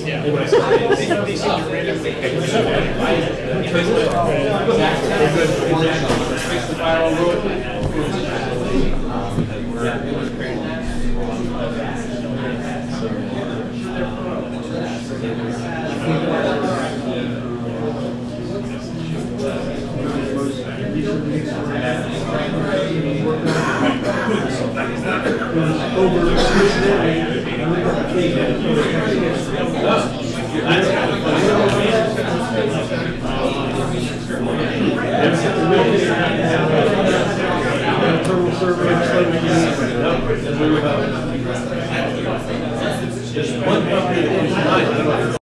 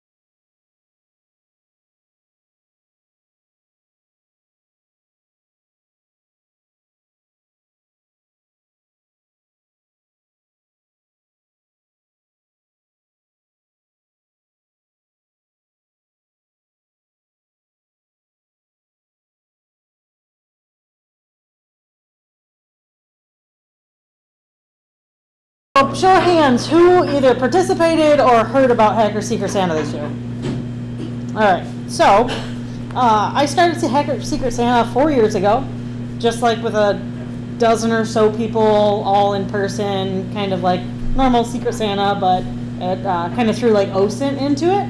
So the idea was, you get their name and their address, and then you have to go find out what they like. And then you send them a gift. And since then, over the last 4 years, it's kind of gotten a little bit bigger. The first 2 years, I did everything manually. I sent out emails manually. I contacted people manually. I was doing everything by hand. A little bit of a copy paste through my personal email, but that was it. Once I got to 2017, I'm like, fuck that. I can't send out 170 emails by hand, or I don't want to. And I'm like, all right, well, I don't really know anything about Python, and I really want to learn how to code, so this is going to be my pet project. I'll learn how to code with this. So 2017 was like my first real Python script that I wrote, and what it would do is people would sign up with Google Forms. They'd give me their name, their address, their handle, and some other stuff that they were into, and I would put it into a CSV. That Python script would mix everybody up and like jumble the names and automatically send out the email using my email address through Gmail as a relay. So all of the emails would end up in my sent items. So I had like track of who got who. Through those 170 people, I thought it was going to work great.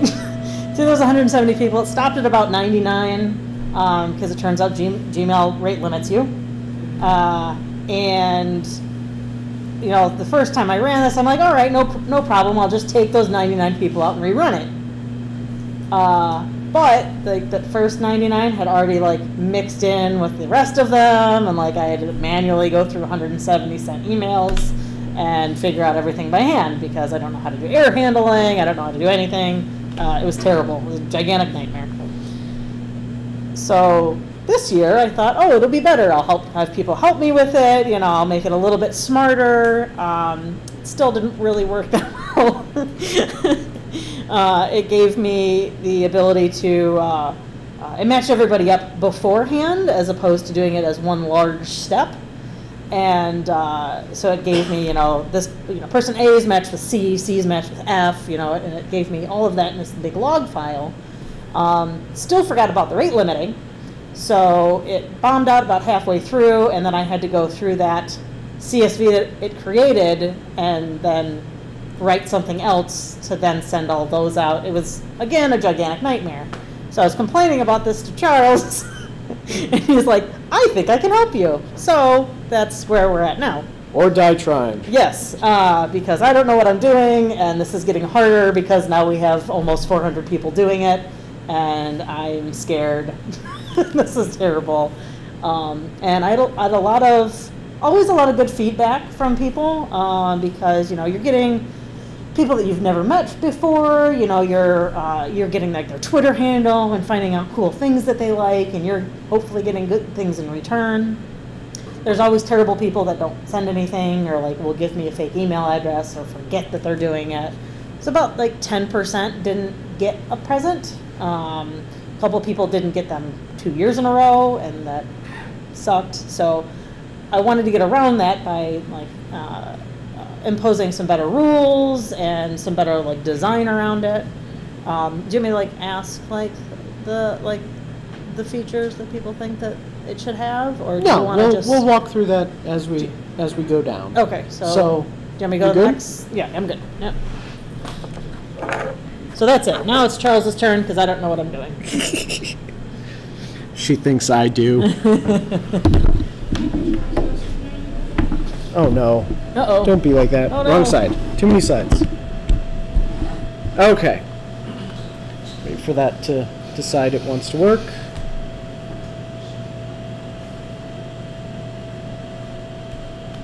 Come on. You can do it.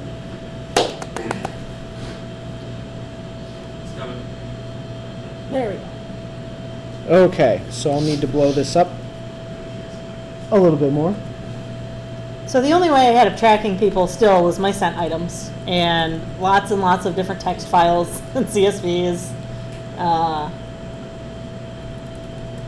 So hopefully that's one of the things that we fix. So first thing that I always do, because I spend way too much time programming, is to create a folder and start a Git repo. You'll notice this is called Git local. It means literally what it says. It's my local Git repositories. But I'll still use Git because that allows me to impose version control and whatnot. And even when I'm not working in a large team, that allows me to go back and look at my history, see what I'd changed, see what I still have to change, etc. It's just kind of the management structure I use. And so I've fired this up. I'm also going to be using Visual Studio Code. I was a huge advocate for Atom, but people persuaded me enough that I flipped over to this. And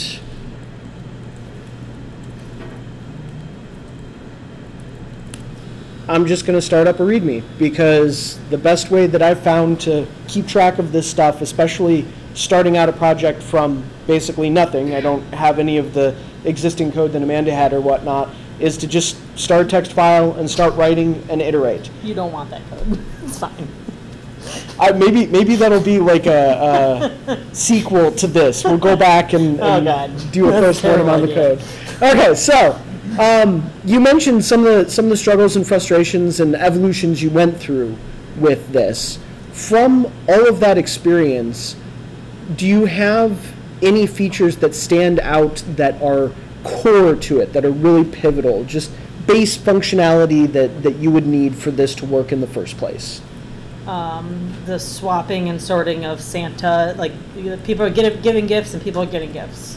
So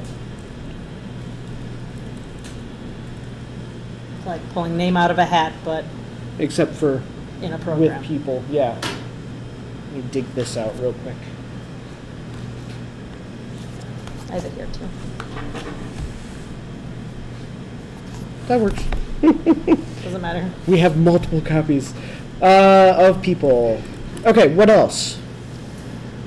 That I already had as a feature, or that you had and you think is really pivotal to this. So this will keep track of the individual list of names and sort them and swap them, right? But what can we do to build on top of that to make your life easier? Well, they need to be able to sign up, so some kind of logging in, because like I was looking at like Reddit Secret Santa and stuff like that. You know, with Reddit Secret Santa, you can log in and it's tied to your Reddit account. That way, if you mess up, they like ban you from Reddit, and people don't want that. Absolutely. Nobody has any repercussions if they don't actually send their Hacker Secret Santa gift. Maybe that would be a feature. Me publishing their address. What's worse that could happen? Which I've thought about. Hopefully they didn't give you a fake address. Right. So with that, I mean, I think it doesn't necessarily make sense for us to try and maintain a huge database with all this information and whatnot. Do you have any acceptable technologies that we could leverage? Like, does somebody have an account on another platform they could use? Yeah, so I want like maybe Google login, and then with the address thing, I know you can check against the post office. Okay. Like for legitimate addresses. I had a lot of dirty data coming in because people just don't pay attention to what their addresses are. So I was getting zip codes with 4 numbers. I was getting places that didn't exist. I was getting villages, like towns in the state field, because it doesn't Google Forms really doesn't do much for definitely data want to save the sanitation. users from themselves. Yeah. I mean, not any of you, but other users. Okay. What else do you have? What else would you like to see from this? The ability to submit tracking info. So I got about 50 different emails sending me tracking information that I didn't do anything with because I was inundated with just a crap ton of emails. You want to be the middleman, right? I don't want to be the middleman for 400 people. Okay.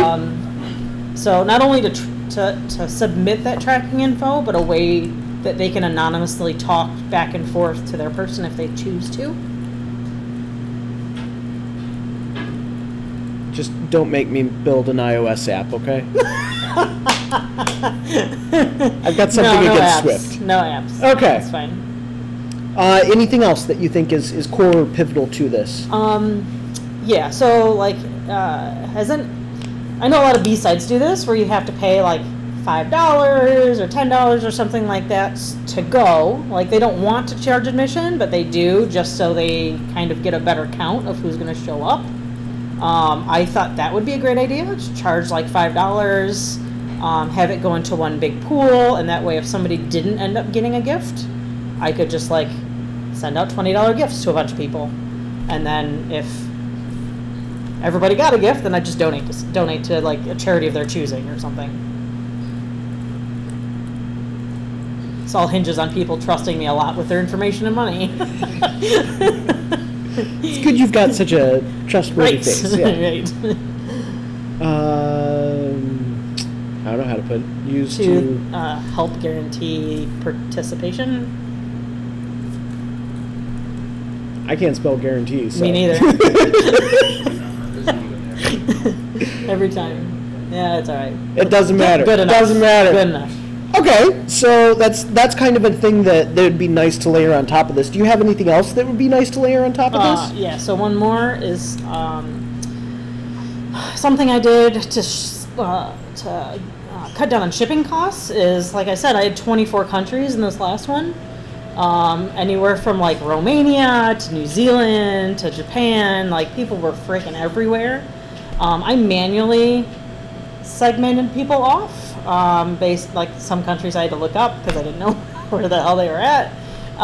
So I had a main like US and Canada group, and then I had Mexico and all South America, and then I split the rest of the world up into a couple sections.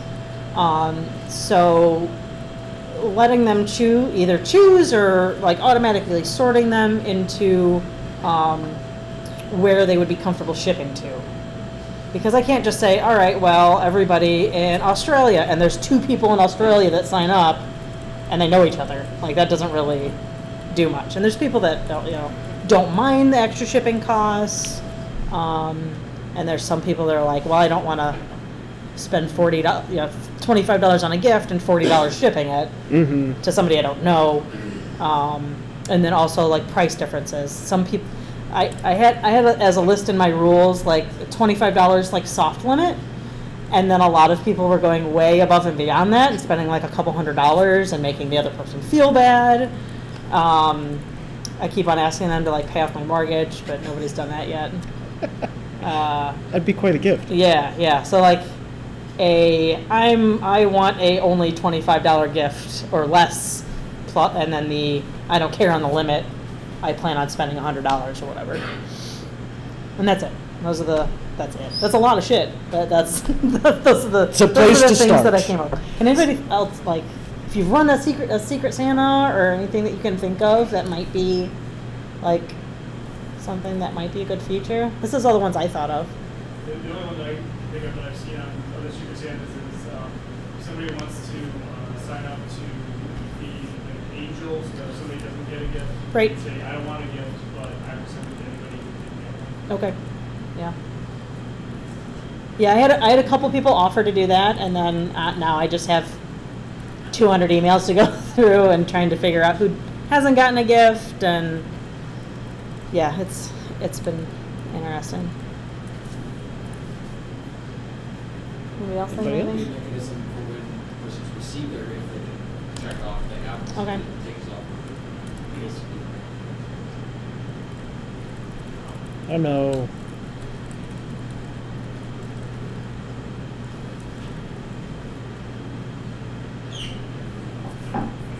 What about reminders to say, hey, you signed up for this a month ago, be prepared to send it out in 2 weeks or something? That's not a bad idea. I do like that. Because I was doing that manually. More manual work. What is this madness? I don't know. So that happens when you can't code. You can code. That's a talk for another time. Okay, so this kind of gets us a roundabout list of features. I'm going to kind of run through some of them. Some of these we already did a little bit. Like, for instance, the signups and logging in. I think it makes a lot of sense to use a Google login. And someday we might want to grow beyond that, but we're kind of looking for minimally what can we do, what can we deliver with this. The check and validate addresses. Like you mentioned, USPS provides an API to do that, so that's kind of an easy integration point. submit tracking info. Really, we just need to store that somewhere. Actually, speaking of that, so we want to store some data, their addresses, the names, who they're matched with, different breakpoints for the batches to say, hey, the email has been sent out for this person, or the reminder has been sent out. Yeah. But, I mean, we probably don't want to go through the hassle of standing up a database or anything. You mentioned Google Sheets before. Would that be an okay place to have this data? Yeah. Okay, so we need some sort of integration, and I'll just throw this at the top, with Google Sheets for a simple, yes, that's in quotes for a reason. Because that's what I'm doing now too. Like if anybody set up like a Google form, you can export it right away into Sheets. Excellent. And then I was putting it into text files. Well, we'll take care of that. Yeah, privacy policy. Yeah, right. It's in the email. It says I promise not to give it to anybody. Yeah. I promise not to give it to anybody but Google. Give Google all And the I have a stuff. great password on my laptop. So the geographic partitioning, the price cost partitioning, we'll do that just based on what they fill in themselves, I assume. Like that probably makes the most sense. Angel Santas will be a special edge case, and so we can have that as a separate list that you can sign up to be an angel. Sign off receipt would be another item in there. Reminders, we probably want a value from them whether or not they want reminders. Nah, everybody gets them. Everybody gets them. Done. Mandatory. Okay, so that means that we need to have a field in there indicating that the reminder was sent. Maybe like 30, 60, 90 days or something. We can figure out the interval at that at that stage of it. The couple of concerns that I have is the first thing, the anonymous chat. That can be a little bit tricky. And so I would say it'd be good to kind of put that off till last and see where we go with that. It'll also give us time to kind of explore and see, is there a way that we can solve this using, some pre-built solution like Signal, their guts and whatnot. I forget what it's called, but they've got a solution in it. Or do we just want to do some sort of an email relay that allows them to be anonymous in the case that, hey, they're sending email and the server will translate who that email actually goes to. Right. Hopefully they I don't like have that. their email signature turned on. I like that one. Like Craigslist.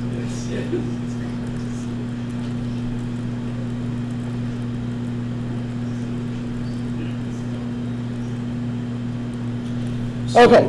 Question about that. So as far as email relay, what about as well as being able to accept emails from their client, right? Like if they've logged into to Google, right? And so if you're already observed that you have a form where they have the ability to send to the other person, so then the other person, the recipient, may receive it to their actual email address, but then you're not even tying in the sender's email at all, other than to authenticate. So that way you guys can ensure that it's not likely that they're going to trip up and do their signature. Makes sense. I also think that from the fact that using Google, I don't know how easy it would be to integrate that, but Google translations. So if somebody wants to use your form to send to somebody that's in another country that might be speaking another language, they could draft their message, use Google Translate on the page that you guys have created your form, maybe, and then be able to just dump that into that person's native language. Look at this scope creep. Man, I don't know. Sorry. No, you're fine. I You're say fine. English speaking only. Well, I mean, if you want to be specific, that's fine. All right. So the only other thing that I'm concerned about that I can't think of a real good way to immediately answer through programming is the admission charge. We need some way to accept payment, and we need a place for that payment to rest, and then you probably want to somehow publish what you've done with it if you do choose to use it for one thing or another. And so I think that's another one that it might be good to kind of put that off down the road a little bit and research more thoroughly to try and come up with an idea of how we could best do Right. that. I'm sure there's lots of brainstorming we could come up with for it, but I think those Like a two, Patreon API or something. maybe, yeah, I'm not sure. You can Gmail money. Oh, There we go. okay then. You put the serial number of the bill. and just print it off yourself. Yeah. Alex, everyone, he'll be here all night.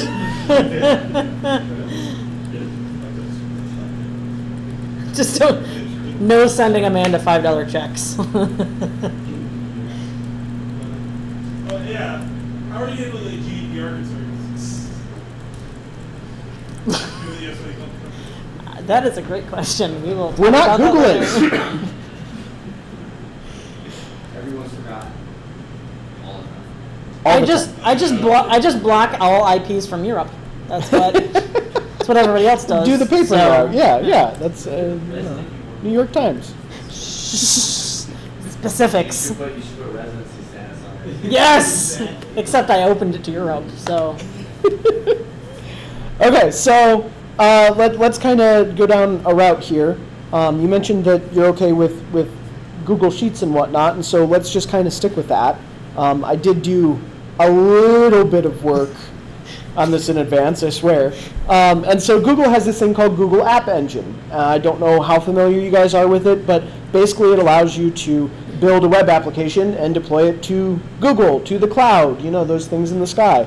And in this case, they offer a lot of different ways for you to build that application that you will be deploying to them.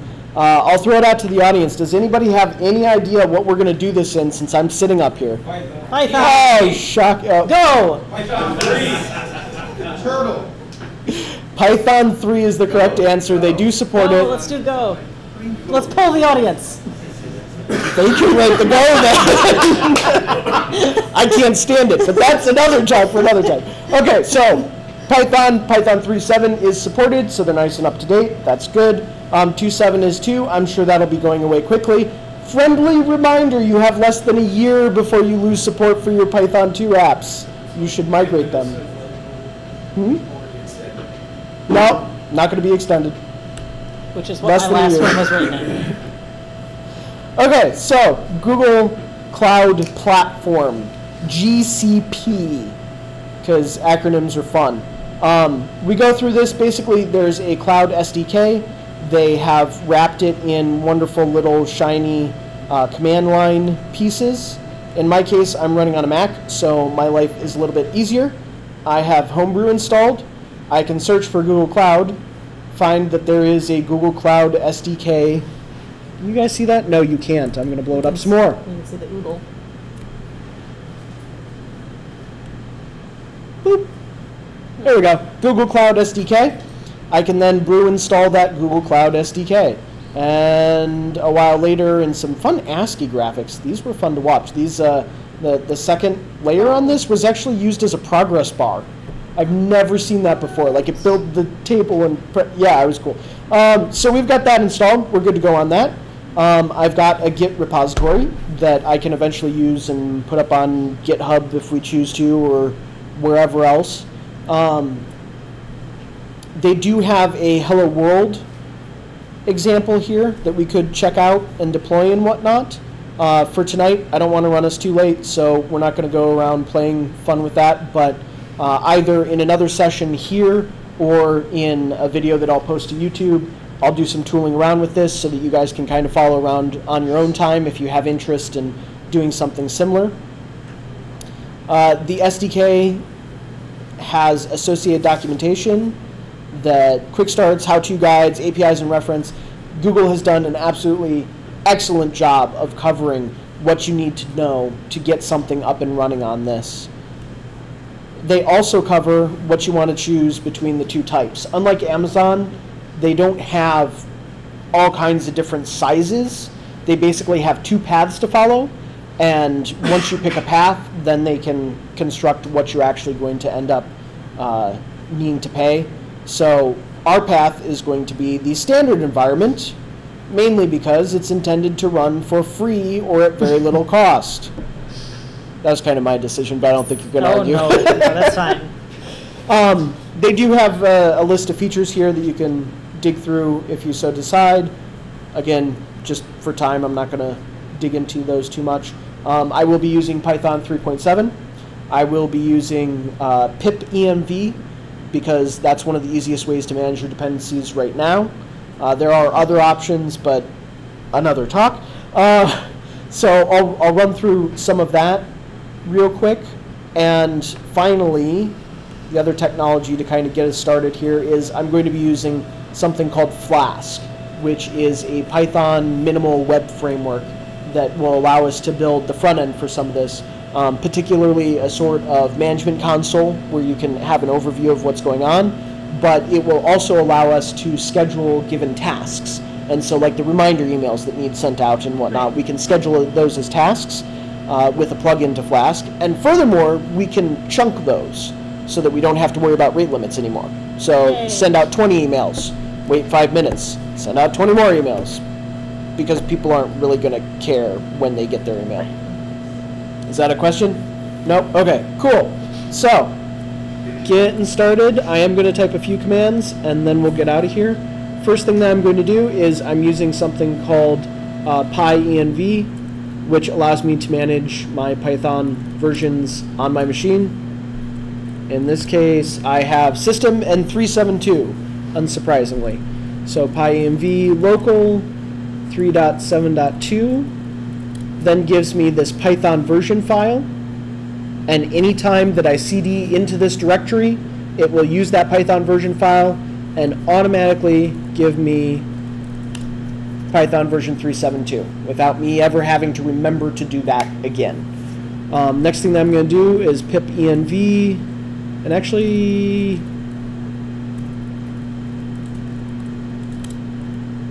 yeah, okay, we've got it. So pip env, as I mentioned, this allows you to manage your dependencies. In this case, wrong one, this one. We've got some dependencies from Google App Engine, which are these. I'm just going to cheat, copy and paste, and say install these things. pipenv uses something slightly different. It doesn't use requirements.txt, it uses the pip file. It's a new format approved by the Python overlords, and pip env manages that pip file for you, but it allows you to be a little bit more specific in some of the things you do. It also creates a pip file lock, which if you've ever encountered like node packages or whatnot where they have the lock file, that allows me to then check that lock file in, and if Amanda was to say pull this down, she can use pipenv to reconstitute this environment with those versions, the specific versions that are in the lock, but I can use the pip file and say the versions are wide open. We don't care what the versions are. So in this case, pip file, these are all star. So it's not specifying a version, but the lock file has the version. That way someone else can pull it down and use it. Also, while we're here, pip env has this nice little thing at the top here. Since, you know, this is an information security forum. Checks for security vulnerabilities against PEP 508 markers provided in the pip file. That's a fancy way of saying that you can build into your build process or run this whenever you want to see if there are any known CVEs for a given Python package you're using. It's just one more reason to use pipenv, because it has this built in. You don't have to think about it. If you have any sort of a deployment environment where you're constantly deploying things, put that check in there, have it fire an email or whatever else, and you don't have to write that bit. In this case, we'll run it just for fun. Check. Oh, if I can type. Yay. It's good stuff. So, last thing we're going to do, install Flask. What's Flask? So Flask is a Python micro web framework, which is a fancy way of saying that it's a very thin layer of Python that will make our lives a lot easier. One of the biggest benefits of Flask is the fact that it's got a huge plugin, not environment, library, community. Huge plugin community around it, and so if you have a problem that needs solved, Flask probably already has a plugin for it. For instance, we mentioned that we need people to be able to use OAuth to authenticate so that they can use their Google account. Well, Flask already has a plugin to do that, so we don't have to worry about it. Perfect. Do you recommend Flask over like Django? Absolutely. I'm sorry, I cut you off. What was that? I said for most cases, and I think you answered the question regardless. So this is me on my soapbox. Django is wonderful if you need a full-fledged WordPress replacement, full of all of the problems, concerns, nightmares, maintenance, all of that. If you need that, it is a wonderful replacement.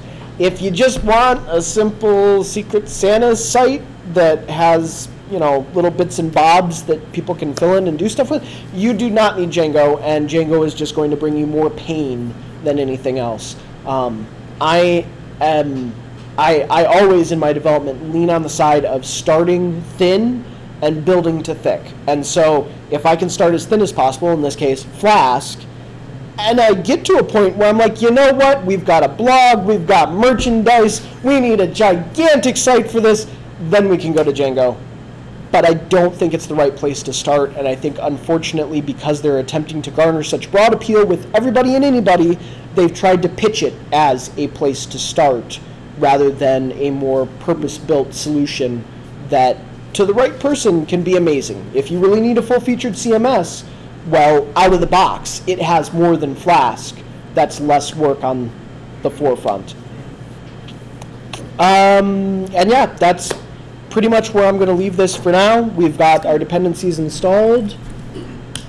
There's pip file, Flask at the end there. It also encodes what Python version we need and some other stuff we don't have to worry about right now. I don't know, how do you feel about publishing this to GitHub? Oh, yeah, sure. Is that thing? Yeah, Okay, definitely. we'll do that. We'll publish it to GitHub. I'll kind of keep up with some updates with it. I'll probably put out some videos going through some of this stuff, especially when you're learning how to program. I find that there are some times where you just need to hit repeat, and I'm pretty far away, so it's hard to hit that button. On a YouTube video, you can do so, slow it down, speed it up. Maybe I don't talk fast enough for you. Shocking. And hopefully that'll help us down. And then eventually, I think we'll do at least one more of these, in which case we review where we're at, some of the hurdles that we've had, and if we don't yet have it done, where we want to go with it. And obviously this has a deadline because Amanda knows where I live, and if I don't get this done for her by the time Secret Santa rolls around, bad things. You have until October. It's fine. Okay. Does any send them a reminder? Right. Yeah, exactly. Does anybody have any questions of what you saw or any other comments? If I've got questions or I want to help contribute, can I join you in the Slack channel? Absolutely. Did you create a Slack channel? Did you create a Slack channel? Do we really want? Wait, what? Oh, the NEOISF one. Okay. Like I don't need another one. Like NEOISF.slack.com. 17 Slack channels already. Only. Let's get the website correct first. Hey, channels, workspaces, it's complicated. So what is the Slack workspace URL? NEOISF.slack.com. And then there's a button to join it? Yep.